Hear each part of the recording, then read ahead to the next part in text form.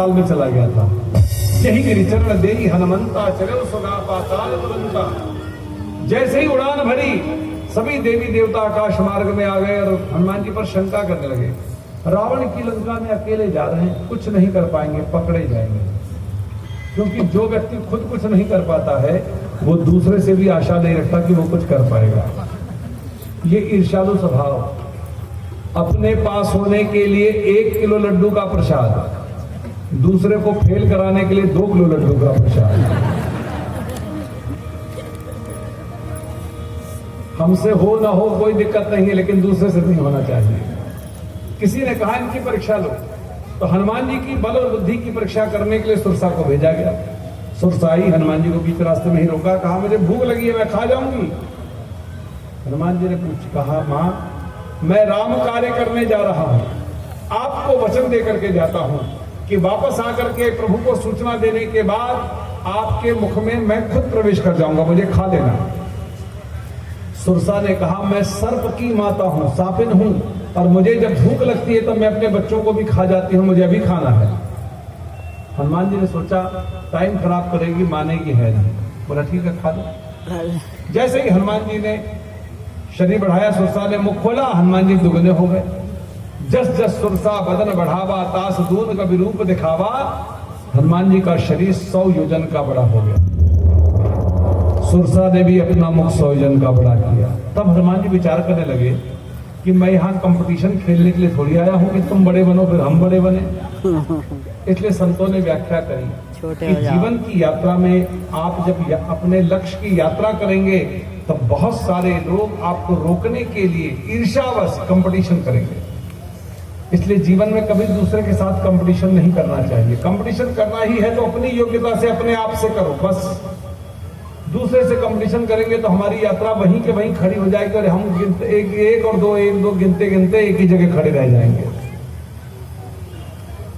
और हनुमान जी तुरंत छोटे बन गए, मुख में प्रवेश किया, कान से बाहर आ गए, हाथ जोड़ करके सुरसा को कहा मां मैंने आपका वचन पूरा कर दिया।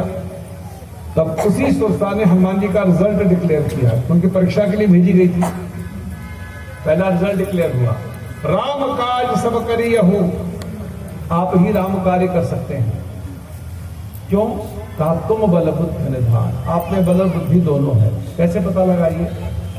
हनुमान जी ने 100 योजन का बड़ा बन करके बल का प्रदर्शन किया और फिर छोटा बन करके बुद्धि का प्रदर्शन किया। और हम सबको ये शिक्षा दी कि जीवन में छोटे से बड़ा बनना बहुत आसान है, लेकिन बड़ा बनने के बाद विनम्र बनना, सरल बनना, छोटा बनना बहुत कठिन होता है। जिसको जीवन में बड़ा बनने के बाद विनम्र बनना आ जाता है वही व्यक्ति जगत में राम कार्य कर सकता है। और हनुमान जी ने पहला आशीर्वाद अपने विरोध करने वाली से ही प्राप्त किया। वही सुरसा आशीष देई गई सो हर्ष चले हनुमान।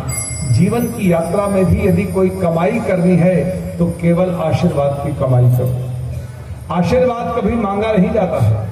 जीवन में अपना कर्म, अपना व्यवहार, अपनी वाणी, अपना स्वभाव, अपनी पर्सनालिटी ऐसी बनाओ कि सामने वाले के मुख से नहीं हृदय से आपके लिए आशीर्वाद निकले। मुसीबत में जो काम कभी कभी कई करोड़ रुपए नहीं कर पाते हैं वो काम एक छोटा सा आशीर्वाद करता है। इसलिए मेरी आप सबसे प्रार्थना है कि अपने बच्चों को, छोटे छोटे बच्चों को जो आज के हिसाब से एजुकेशन देनी चाहिए वो मॉडर्न एजुकेशन जरूर दीजिएगा, लेकिन साथ में भारतीय संस्कृति की जो परंपरा है बड़ों का आशीर्वाद लेने की, ये विश्व में कहीं नहीं है, ये जरूर सिखाइएगा। हनुमान जी ने सीता को मारा, लंकापुरी पहुंचे, सोने की लंका का दर्शन किया। अंदर प्रवेश करना मुश्किल, मच्छर से भी छोटा रूप धारण करके लंका में प्रवेश करने गए। लंकनी ने बाहर आकर के हनुमान जी को बॉर्डर पे ही पकड़ लिया। इतनी सुंदर सुरक्षा व्यवस्था रावण के लंका की बताई कि रावण की लंका में मच्छर भी प्रवेश नहीं कर सकता था। हनुमान जी को पकड़ लिया गया और सुरसा ने कहा, कृष्णा ने कहा मैं चोर को ही खाती हूं, मैं खा जाऊंगी। हनुमान जी ने हाथ जोड़ करके, छोटे से थे हनुमान जी, मच्छर जितने छोटे, पूछा हाथ जोड़ करके, माता जी आप चोर को खाती हो? लंकनी ने कहा मोर आहार जहां लगी चोरा, मेरा तो आहार ही चोर है। तो हनुमान जी ने पूछा फिर आप बाहर क्यों आए? आपकी लंका के भीतर ही संसार का सबसे बड़ा चोर रावण बैठा है, जो मेरी मां को चुरा करके लाया है, पहले उसको खाओ। उसकी तो तुम नौकरी कर रही हो और बाहर मुझे चोर कह करके रोकती हो। ये भेद बुद्धि, एक ही चीज के दो अर्थ, ये हम सब करते हैं।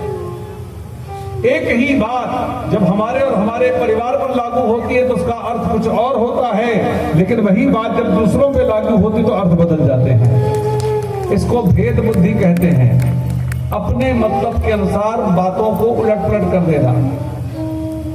और भेद बुद्धि कभी मारपीट से दूर नहीं होती, सत्संग से दूर होती है। हनुमान जी कभी किसी को मारते नहीं, हनुमान जी केवल एक ही काम करते हैं, कुमति निवारी सुमति के संगी।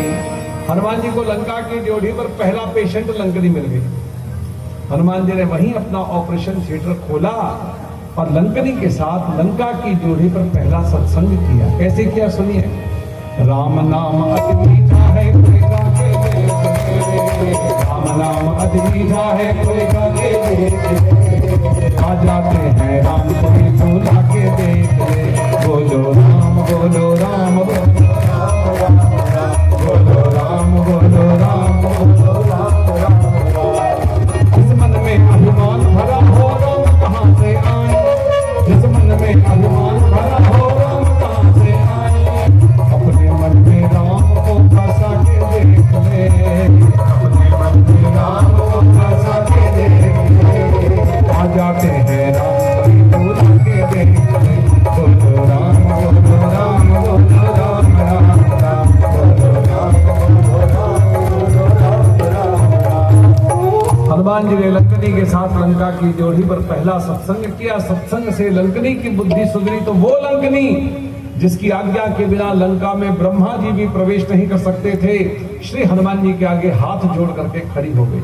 आंख में आंसू भर करके बोली, तात मोर अति पुण्य बहुता, देखहु नयन राम कर दूता। बाप, मेरे जीवन के पुण्य जाग गए जो आज मैंने रामदूत के दर्शन किए, धन्य हो गई मैं। लंका की ड्योढ़ी पर दुश्मन के आंगन में श्री हनुमान जी का पहला स्वागत लंकनी ने किया। जीवन में अपनी पर्सनालिटी ऐसी बनाओ कि अपनों के घर में नहीं, अपने दुश्मन विरोध करने वालों के भी आंगन में जाके खड़े हो तो वहां पर भी आपका स्वागत हो। हमारा आपका स्वागत तो अपने घर में नहीं होता है।